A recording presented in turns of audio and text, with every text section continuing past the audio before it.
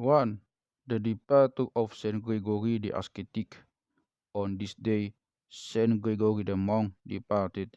He was the son of pious Christian and exceedingly rich parents from one of the cities of Upper Egypt. They cared greatly to teach their son the art of speaking, medicine, and also taught him the church subjects. Next, they took him to the father Abba Isaac, bishop of the city, who ordained him a psalter to serve the altar.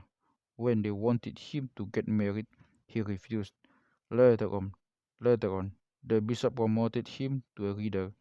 Gregory was devoted to praying and he was inclined to seclusion since his young age.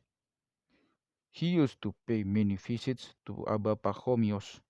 He took much money from his parents and brought it to Saint Pachomius, beseeching him to spend it on building monasteries. The saint accepted his alms and spent it on the building of the monasteries of the Holy Cenobitism. Later on, he went to Abba Pachomios, where he became a monk. He struggled practicing all kinds of virtues to the point that, just from his look and appearance, the lustful person would learn purity. He dwelt there for 13 years.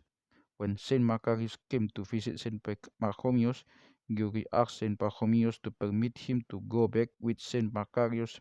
He dwelt with Saint Macarius for 2 years. Then he asked him if he could live alone, and Saint Macarius allowed him. He dug out a small cave for himself in the mountain where he dwelt for 7 years. He used to visit Saint Macarius twice a year, on Christmas and on Easter, to consult him in his spiritual fight. When he completed 22 years of strife, God wished to repose him. God sent to him an angel who informed him that after 3 days he would depart from the world.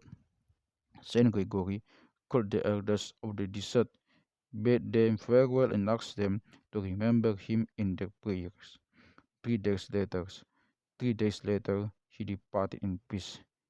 2.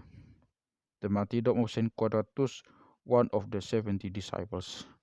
On this day also was the martyrdom of Saint Quadratus, one of the 70 apostles who were chosen by the Lord.